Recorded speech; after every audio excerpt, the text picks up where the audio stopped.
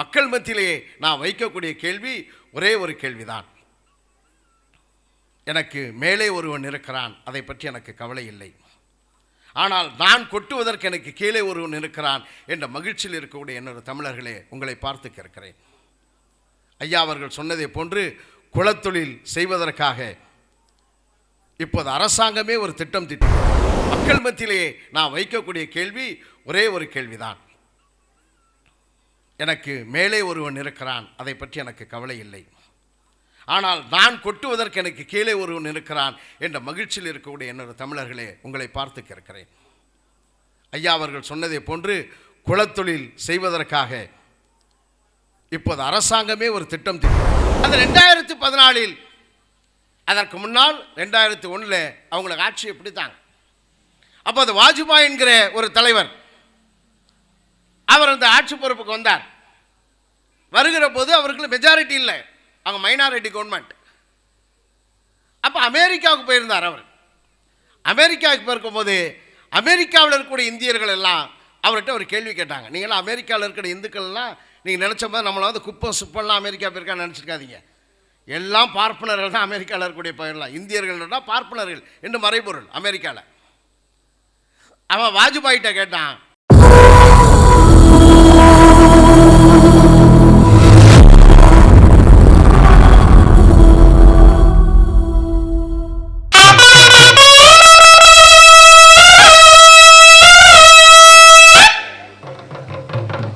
தமிழ் சீக்கிய சங்கத்தினுடைய சார்பில் சாதி ஒழிப்பு கலை திருவிழா என்கிற நிகழ்வில் மிக சிறப்பாக நடத்தி கொண்டிருக்கிற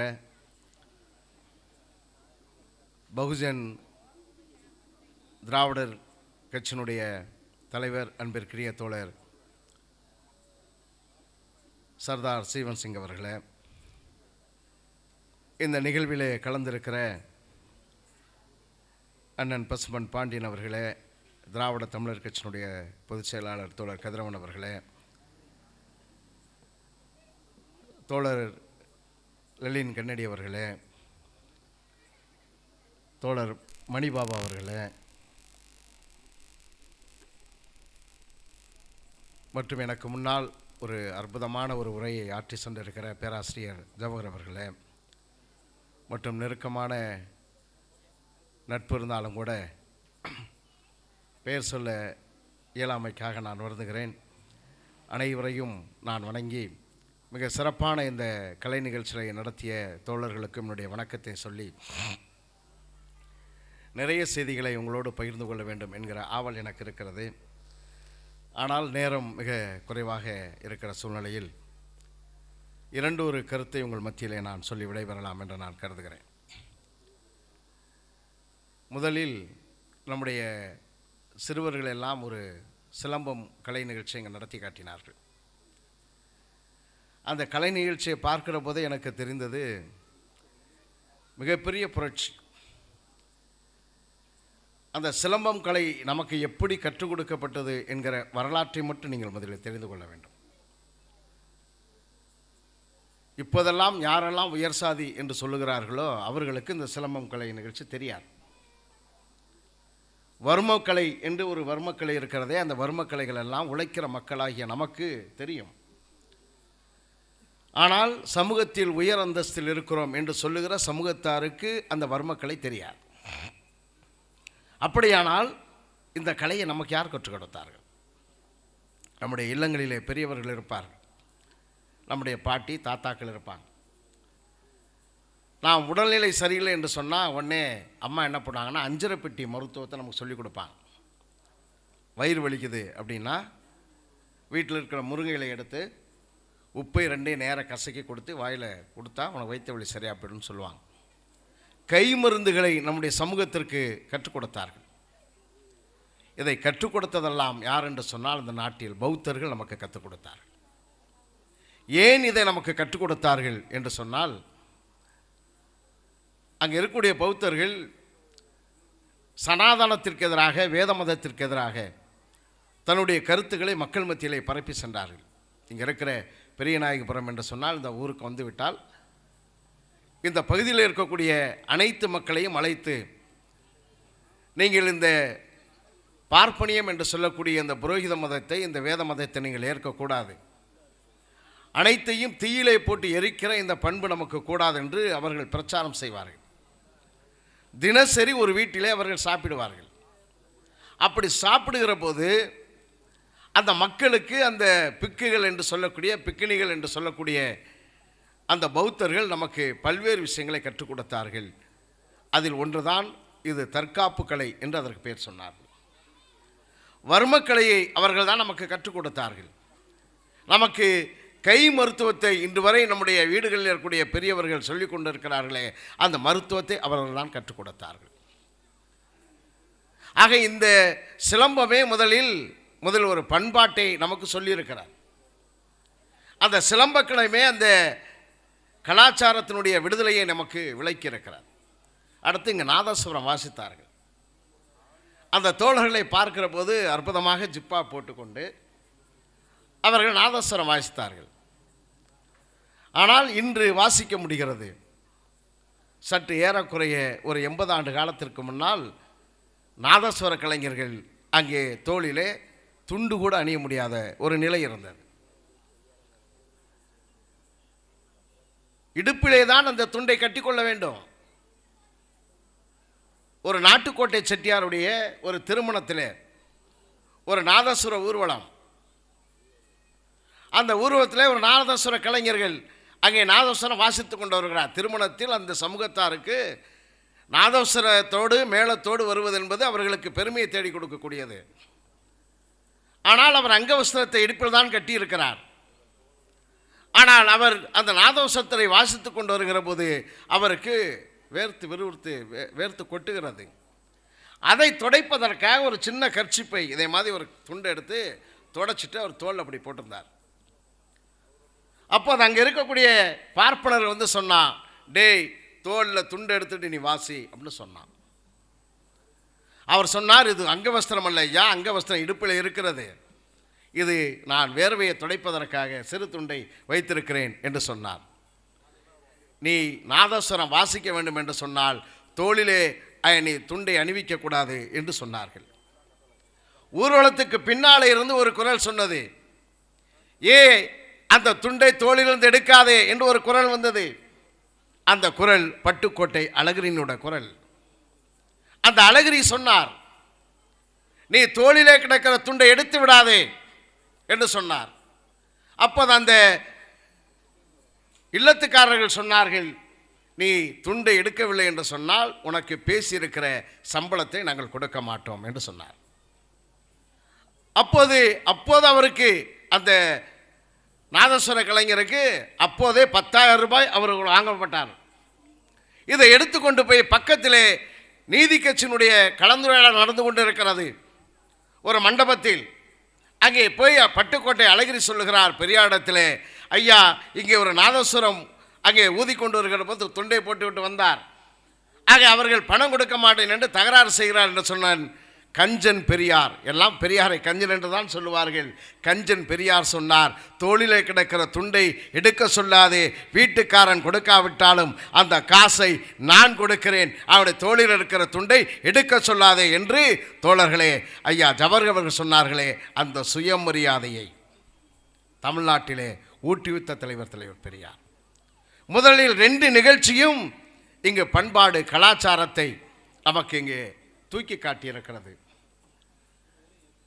ஐயா பேராசிரியர் அவர்கள் பேசுகிற போது நிறைய செய்திகளை அவர் தொட்டு விட்டு கூட சென்றார். நான் ஒவ்வொரு செய்தியை சிந்தித்து பார்க்கிற போது மிக நீண்ட ஒரு உரையை மிக குறைந்த நேரத்தில் ஐயா அவர்கள் பேசி சென்றார்கள். தமிழ்நாட்டில் மட்டும்தான், ஏன் இந்தியாவில் மட்டும்தான் கல்வி என்பது வேலை வாய்ப்புக்கு என்று கருதி கொண்டிருக்கிறார்கள்.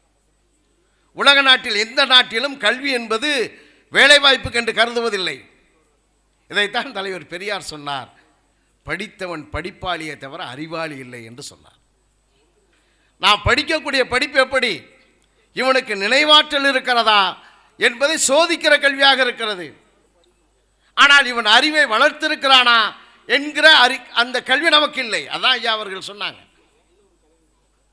ஆனால் தோழர்களே, இப்போது இந்த சாதியை நாம் ஒழித்தாக வேண்டும். நமக்கு முன்னால் எத்தனையோ தலைவர்கள் ஐயா குரு கோவிந்த் போன்றவர்களெல்லாம் மிகப்பெரிய புரட்சியை செய்து அங்கே ஒரு ஸ்தாபனமாக அவர்கள் நிறுவி எவ்வளவு புரட்சி செய்தாலும் அந்த சீக்கிய மதம் இந்து மதத்தின் அங்கமாக மாற்றப்பட்டிருக்கிறது.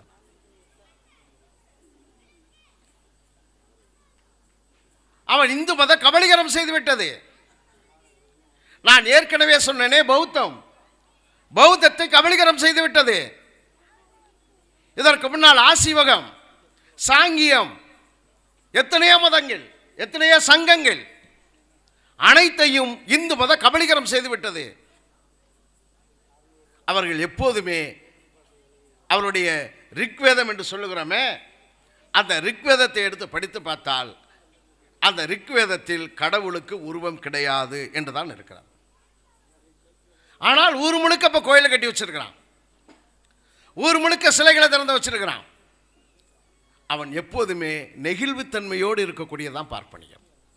இப்போ ஐயா சொன்னாங்க, சிந்தி சிந்தி என்று சொன்னான்.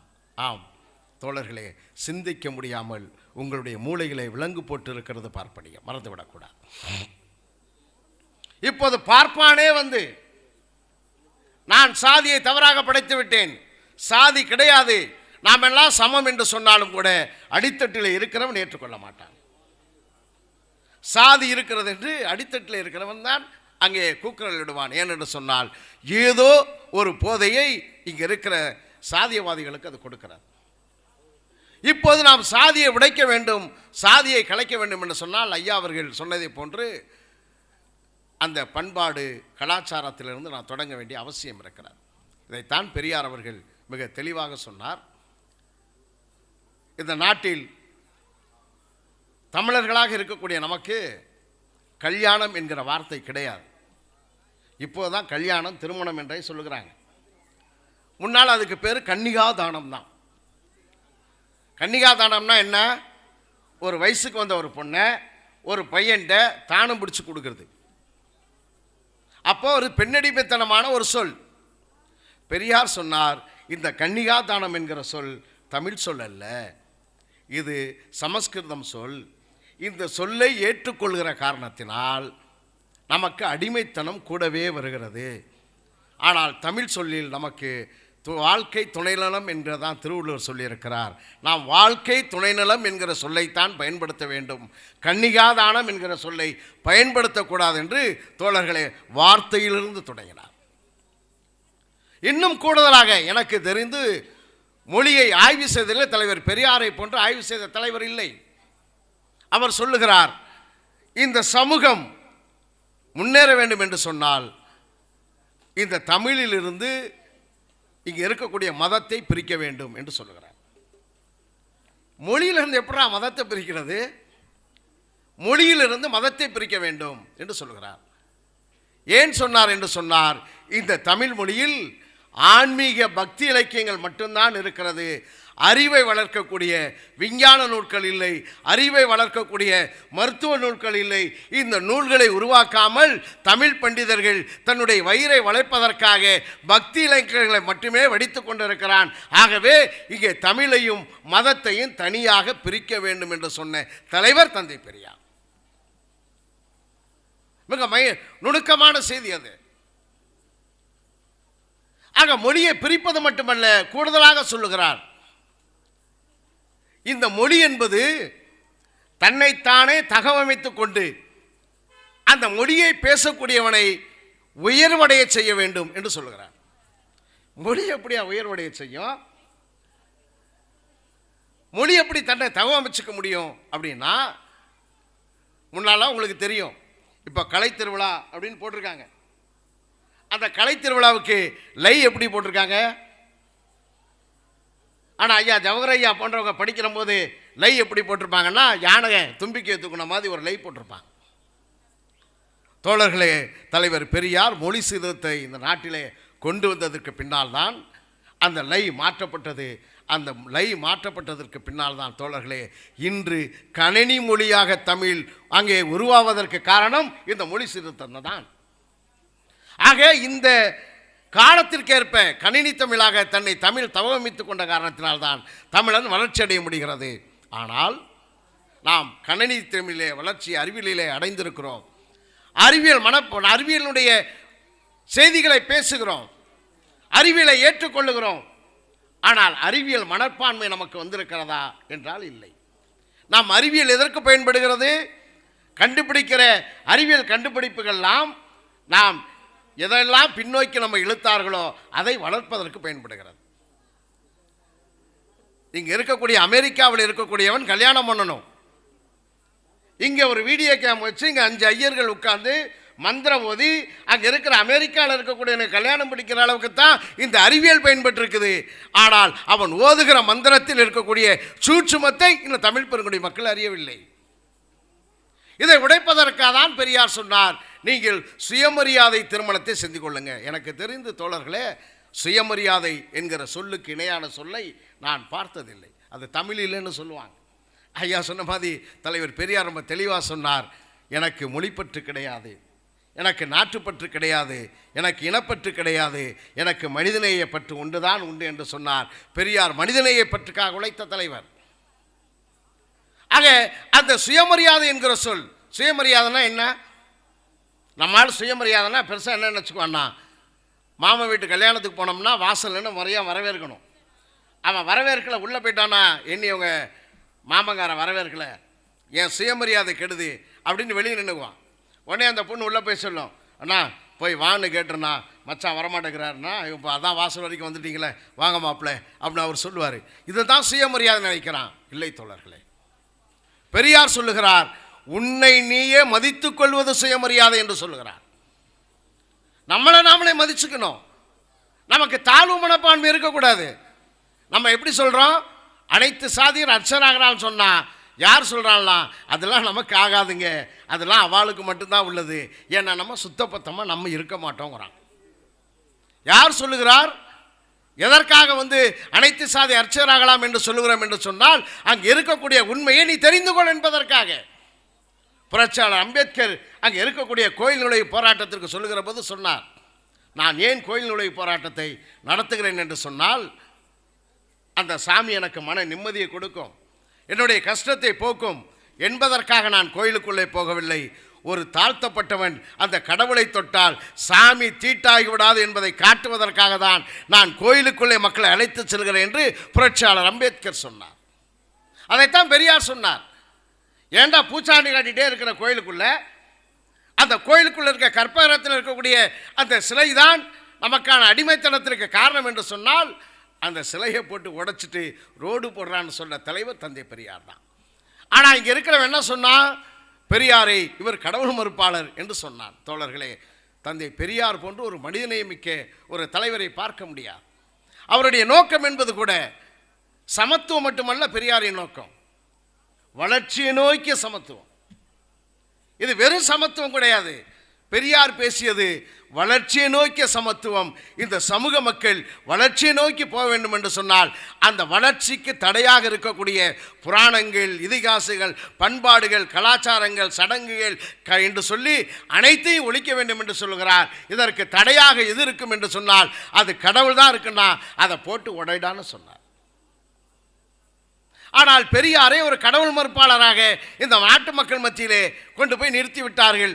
அது யார் செய்த சூழ்ச்சி என்று சொன்னால், எப்படி இங்கே இருக்கக்கூடிய பௌத்தத்தை, சமணத்தை அங்கே கபலீகரம் செய்தார்களோ அதே போன்று பெரியார் இயக்கத்தை அவர்கள் கபலீகரம் செய்ய பார்க்கிறார்கள்.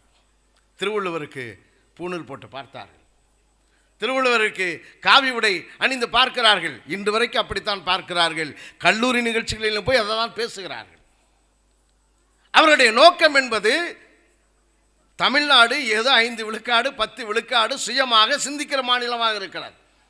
ஐயா அவர்கள் சொன்னதை போல முற்றிலுமாக நாம் அதிலிருந்து வெளிவந்து விட்டோம் என்று சொல்லிவிட முடியாது. ஆனால் இந்த விழுக்காட்டை இழுத்தடிப்பதற்காக இப்போது சூழ்ச்சிகள் நடக்கிறது. இப்போது மக்கள் மத்தியிலே நான் வைக்கக்கூடிய கேள்வி ஒரே ஒரு கேள்விதான். எனக்கு மேலே ஒருவன் இருக்கிறான், அதை பற்றி எனக்கு கவலை இல்லை. ஆனால் நான் கொட்டுவதற்கு எனக்கு கீழே ஒருவன் இருக்கிறான் என்ற மகிழ்ச்சியில் இருக்கக்கூடிய என்னோட தமிழர்களே, உங்களை பார்த்து கேட்கிறேன். ஐயா அவர்கள் சொன்னதை போன்று குலத்தொழில் செய்வதற்காக இப்போது அரசாங்கமே ஒரு திட்டம் தீட்டி வைத்திருக்கிறது. விஸ்வகர்மா யோஜனா என்கிற பெயரால் ஒரு திட்டத்தை நமக்கு கொடுக்கிறான். கேட்டால் அது கைவினைஞர்களை தூக்கி வைக்கிறோம் என்று சொல்லுகிறான். கைவினைஞர்களா? அப்படி என்ன ஊக்குவிக்க திட்டம் உங்களிடத்தில் இருக்கிறது? 18 வயசு, 18 தொழில் இருந்தால் போதும். எனக்கு 18 வயசு ஆச்சுன்னா போதும், 18 தொழிலில் ஏதாவது ஒரு தொழிலை செய்யலாம். பரவாயில்ல, நல்லா தான் இருக்குது. ஒரு 5 லட்ச ரூபா பேங்கில் வந்து கடன் தர்றான், மானியம் வேறு கொடுக்குறானா, பரவாயில்ல போய் லோன் கேட்கலான்னு சொல்லிட்டு போய் பேங்கில் போய் கேட்டோம்னா ஆதார் கார்டு கொடு, ரேஷன் கார்டு கொடு, படிச்சிருந்தா சர்டிஃபிகேட் கொடு, டேட் ஆஃப் பர்த்துக்கு எல்லாம் கொடுன்னு சொல்லிட்டு ஒரே ஒரு சர்டிஃபிகேட் விஏஓட்டை போய் வாங்கிட்டு வாங்குறான். என்னங்க விஏஓட்டை வாங்கணும்னா, இந்த தொழிலை உன்னுடைய தந்தையாரோ உன்னுடைய தாயாரோ நீண்ட காலமாக செய்து வருகிறார்கள் என்கிற ஒரு சர்டிஃபிகேட்டை வாங்கிட்டு வாங்கங்கிறான். அதுக்கு பேர் என்ன? எங்கள் அப்பா ஒரு சலவை தொழிலாளி, எங்கள் அப்பா ஒரு சவர தொழிலாளி, எங்கள் அப்பா ஒரு செருப்பு தைக்கிற தொழிலாளி, எங்கள் அப்பா ஒரு தச்சு தொழிலாளி அப்படிங்கிற சர்டிஃபிகேட்டை வாங்கி கொண்டு போய் கொடுத்தா 5 லட்ச ரூபா கொடுப்பானா.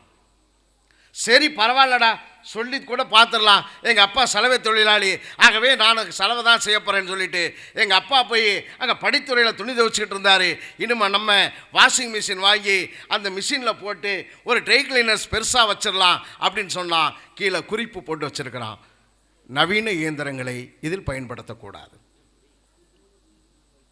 நவீன இயந்திரங்களை பயன்படுத்தக்கூடாது. தோழர்களே, சிரிப்பதற்காக சொல்லவில்லை, சிந்திப்பதற்காக சொல்லுகிறேன். நீங்கள் உங்கள் அப்பனுடைய தொழிலை செய்வதற்காக அரசாங்கம் ஒரு திட்டம் கொண்டு வருகிறது. அந்த திட்டத்தை ஆளுகிற அரசாங்கம் மக்கள் மத்தியில் திணிக்கிறது. இதையும் ஏற்றுக்கொண்டு லோன் வாங்குறான். யோசித்து பாருங்க. இதுக்கு பேர் விஸ்வகர்மா யோஜனா. ஒரு அம்மையார் அந்த விஸ்வகர்மாங்கிற சமூகத்தெல்லாம் இழைச்சிட்டு போய் பார்த்தீங்களா, உங்கள் பேரில் ஒரு திட்டத்தை கொண்டு வந்தால் இங்கே இருக்கிற பெரியார் கட்சிக்காரெல்லாம் எதுக்குறான் அப்படின்னு சொல்லி அந்த அம்மா ஒரு சாதி கலவரத்தை உருவாக்கி விடுது கோயம்புத்தூரில். ஏன்னா அதுக்கு பேர் என்னடா விஸ்வகர்மான என்ன அர்த்தம்? தோழர்களே, நாம் எந்தெந்த வழியில் போகிறோமோ அவர்கள் அதற்கெல்லாம் மடைமாற்றமாக ஒவ்வொரு வழியை கண்டுபிடித்து கொண்டிருக்கிறார்கள். அதற்கு காரணம் ஒன்றுதான் தோழர்களே. 1925களில் ஒரு 3 தத்துவங்கள் இந்த உலகத்திலே தோன்றியிருக்கிறது. ஒன்று பொதுவுடைமை தத்துவம், ரஷ்யாவிலே புரட்சி. அதற்கு பின்னால் தமிழ்நாட்டிலே பார்ப்பன அல்லாதார் இயக்கம், தென்னிந்திய நல உரிமை சங்கம், இப்போது இருக்கிற திராவிட இயக்கத்தினுடைய முன்னோடிகள். இன்னொன்று இந்து மகாசபை என்று சொல்லுகிற அந்த இந்து ஈசம். இந்த 3 அமைப்புகளும் ஒரே நூற்றாண்டில் ஒரே வருடங்களில் தோற்றுவிக்கப்பட்டது. இந்த பார்ப்பன அல்லாதார் இயக்கமும் பொதுவுடைமை இயக்கமும் என்ன செய்தது என்று சொன்னால் ஆட்சியை நோக்கி போனது. இங்கே இருக்கக்கூடிய முதலமைச்சர் ஆகணும், நம்மெல்லாம் அமைச்சர் ஆகணும், நம்மெல்லாம் எம்எல்ஏ ஆகணும்னு இங்கே இருக்கிற பொதுவுடைமை இயக்கமும் இங்கே இருக்கக்கூடிய திராவிட இயக்கத்தினுடைய முன்னோடிகளும் ஆட்சி அதிகாரத்தை நோக்கி அவர்கள் போனார்கள். ஆனால் இங்கே இருக்கக்கூடிய இந்துத்துவம் மட்டும் என்ன செய்தது என்று சொன்னால் அரசை நோக்கி போகிறது. ஆட்சிக்கும் அரசுக்கும் வித்தியாசம் தெரிஞ்சுக்கணும். அரசு என்பது அரசு ஊழியர்களை குறிக்கும். அந்த அரசு ஊழியர்களுடைய ஆயுள் காலம் எவ்வளவு? எனக்கு இன்னைக்கு 25 வயசு ஆச்சு, நான் வேலைக்கு சேர்றேன்னா நான் 60 வயசு வரைக்கும் அங்கே வேலை பார்க்கலாம். நான் நாளைக்கே இந்த ஊரில் இருந்து எம்எல்ஏ ஆகி நான் சட்டமன்றத்துக்கு போகிறேன்னா 5 வருஷம் தான் எம்எல்ஏ இருக்க முடியும். ஆனால் ஆட்சி அதிகாரத்திலே அது அரசு அதிகாரியாக இருந்தால் என்னுடைய 60 வயசு வரைக்கும் இருக்கலாம். அப்போ இந்துத்துவவாதி பார்த்தான், முதலில் நாம் கைப்பற்ற வேண்டியது அரசை கைப்பற்ற வேண்டும் என்று அவன் கருதினான். ஆக அவன் அனைத்து இடங்களிலுமே அரசினுடைய பதவிகளில் அவனுடைய ஆட்களை கொண்டு போய் சேர்த்தான். இப்போ நம்மளை அடிக்கிறான், பள்ளிக்கூடத்தில் ஒரு பையனை வெட்டிட்டான் அப்படின்னு சொன்னால் யார்கிட்ட போய் பெட்டிஷன் கொடுக்கணும்? எவன் நம்மளை அடித்தானோ அவனுக்கு ஆதரவாக இருக்கக்கூடிய அதிகார இடத்துல தான் போய் கொடுக்கணும். இங்கே இருக்கிற நீதிபதிகள் யாராக இருக்கிறார்கள்? அவர்களிடத்தில் தான் நாம் நீதியை கேட்க வேண்டும். அவர்கள் எப்படி நமக்கான நீதியை கொடுப்பாங்க? தோழர்களே, அவன் அதிகாரத்தை அரசு அதிகாரிகளாக, ஆட்சியாளராக, நீதிபதிகளாக எல்லா இடங்களிலும் அமர்ந்து விட்ட பின்பு இப்போது ஆட்சியை பிடிப்போம் என்று வந்தான். அது 2014.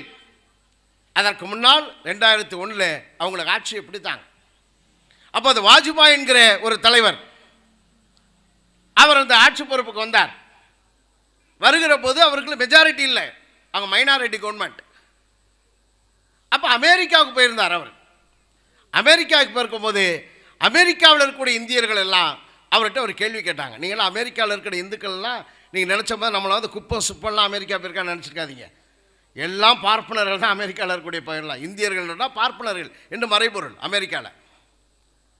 அவன் வாஜ்பாயிட்ட கேட்டான், இப்போது தான் நம்முடைய ஆட்சி வந்து விட்டதே, இப்போது நம்முடைய கோல்வால்கர் எழுதியதும் நம்ம சாவர்கர் சொல்லியதையும் ஏன் நம் நடைமுறைப்படுத்தக்கூடாதுன்னு கேள்வி கேட்டான். அப்போ அந்த வாஜ்பாய் சொன்னார், நான் என்னையா நடத்தக்கூடாதுன்னு ஐயா இருக்கிறேன்.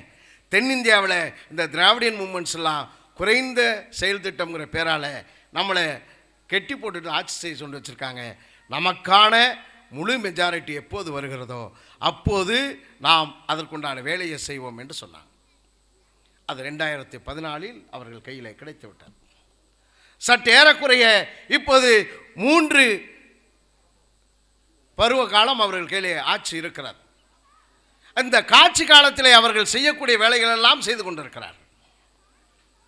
நாம் ஒருபடி மேலே ஏறினால் அவன் 4 படி நம்மை கீழே இறக்கி கொண்டிருக்கிறான்.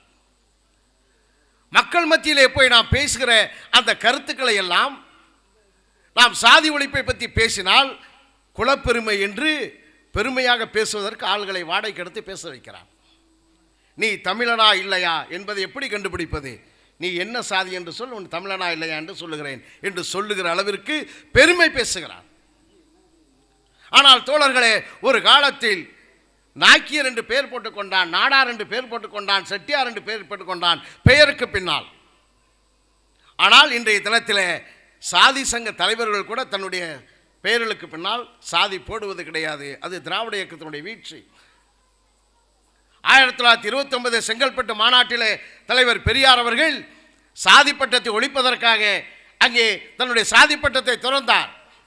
பல்வேறு தலைவர்கள், சிவகங்கை ராமச்சந்திர சேர்வை மிகப்பெரிய ஆற்றலாளர், அவர் சொன்னார், நான் இனிமேல் ராமச்சந்திரன் என்று சொன்னார். WP சவுந்தரபாண்டிய நாடார் அவர் சொன்னார், இன்று முதல் நான் WP சவுந்தரபாண்டியன் என்று சொன்னார். அனைவரும் சாதி பட்டங்களை துறந்தார்கள். ஆனால் இப்போது மீண்டும் 16 வயசுக்காரன் 17 வயசுக்காரன் சுவரொட்டியிலே தன்னுடைய சாதி பேரை போடுகிற அளவிற்கு இன்றைக்கு வந்திருக்கிறது என்று சொன்னால், தோழர்களே, ஆட்சியாளர்கள் அவர்களுக்கு பின்புலத்தில் இருந்து கொண்டிருக்கிறார்கள். அவர்கள் பணங்களை அள்ளி வீசுகிறார்கள். வாயை வாடகைக்கு விட்டு பிழைக்கக்கூடிய நம்முடைய தலைவர்கள் எல்லாம் அவர்கள் பின்னாலே போகிறார்கள். பெரியார் விமர்சிக்கிறார்கள், பெரியார் மீது அவதூறு பரப்புகிறார்கள், அம்பேத்கரை கேவலப்படுத்துகிறார்கள். ஆனால் அதையெல்லாம் செய்துவிட்டு நாம் எல்லாம் இந்துக்கள் என்று சொல்லுகிறான். நாம் எல்லாம் இந்துக்கள் தான். ஒரே ஒரு செய்தியோடு நிறைவு செய்கிறேன், நேரம் அதிகமாகிடுச்சு, நெருக்கடி கொடுக்கக்கூடாது. தோழர்களே, நாமெல்லாம் இந்துக்களா? ஒரு காலத்தில் நாம் இந்துக்கள் அல்ல. நாம் எங்கே இந்துக்களாக இருந்திருக்கிறோம்? நாம் எந்த சாமியை கும்பிடுறோம்? நம்ம குலதெய்வம் என்ன? இங்கே இருக்கிற நொண்டிக்கருப்பு நம்முடைய சாமி, இங்கே இருக்கிற மாடசாமி நம்முடைய சாமி. ஆனால் மாடசாமி கும்பிடக்கூடிய நம்ம ஸ்ரீரங்கம் கோயிலுக்கு போவோம். ஸ்ரீரங்கம் கோயிலுக்கு போய் எப்படி பூதி வச்சுக்கணும் கூட நமக்கு தெரியாது. ஒய் போடுறதா யூ போடுறதாங்கிறதெல்லாம் இருக்குது. வடகலையா தென்கலையெல்லாம் இருக்குது. ஆனால் நமக்கு தெரிஞ்சோ தெரியாமலோ 3 நாமத்தை நெத்தியில் போட்டுக்குவோம். ஆனால் நான் கேட்கிறேன் தோழர்களே, நீங்கள் அங்கே இருக்கிற வைணவ கோயிலுக்கு போகிறீர்கள், சிதம்பரம் கோயிலுக்கு போகிறீர்கள், மீனாட்சம்மன் கோயிலுக்கு போகிறீர்கள். நான் உங்களை பார்த்து கேட்கிறேன், என்றாவது ஒரு நாள் ஒரு மடிசார் கட்டிய மாமி உங்களுடைய மாரியம்மன் கோயிலுக்கு வந்து அவள் வணங்கியிருக்கிறாரா என்று தான் உங்களிடத்தில் கேட்கிறேன். எந்த பார்ப்பானாவது உங்களுடைய கோயிலுக்கு வந்து அவன் சாமி கும்பிட்டுருக்கிறானா, மொட்டை போட்டிருக்கிறானா, அவங்க திருநீர் எடுத்து நெத்தியில் வச்சிருக்கிறானா? நெத்தியில் வைக்கல. அவனுக்கு தெரிகிறது நீ இந்து அல்ல என்று வைத்திருக்கிறான். தோழர்களே, அவனுடைய பாதுகாப்பிற்காக உங்களை எல்லாம் இந்து என்று வெள்ளைக்காரன் கொடுத்த பேரிலே அவன் பாதுகாப்பாக வைத்திருக்கிறான். உங்களுக்கான உரிமை என்று வருகிற போது உங்களை நாடாராக, கோணாராக, செட்டியாராக, பல்லனாக, பறையனாக, சக்கிலியனாக பிரிப்பானே தவிர அவன் உங்களை இந்துவாக பார்க்க மாட்டான். ஆனால் நீங்கள் இஸ்லாமிலே அடிக்க வேண்டும் என்று சொன்னால், இங்கே இருக்கிற கிறிஸ்தவனை விரட்ட வேண்டும் என்று சொன்னால், பார்ப்பன மேலாண்மையை நிலைநிறுத்திக் கொண்டு என்று சொன்னால், நாமெல்லாம் இந்துக்கள் என்று சொல்வான். இதில் நீங்கள் சுதாரித்துக் கொள்ளுங்கள். இங்கே இருக்கிற ஐயாவணியில் இருந்து கர்நாடகத்தில் இருக்கிற லிங்காயத்துகள் வரை அனைவரும் இந்த பார்ப்பனியத்துக்கு எதிராக அமைப்பு தோற்றுவித்தவர்கள் அழிந்து போயிருக்கிறார்கள். இருப்பது பெரியார் இயக்கம் போன்ற சக்திகள் தான் மிஞ்சி இருக்கிறது. இதை காப்பாற்றுவதும் இந்த இந்த கொள்கையை எடுத்துச் செல்வதும் நம் கையில் இருக்கிறது. சிந்திப்போம். சிந்திப்பதை தவிர நமக்கு வேறு விடை தெரியாது. தலைவர் பெரியார் சொன்னார், நான் பேசுவதை அப்படியே ஏற்றுக்கொள்ளாதீர்கள், நான் பேசுவதை சிந்தித்து பாருங்கள்.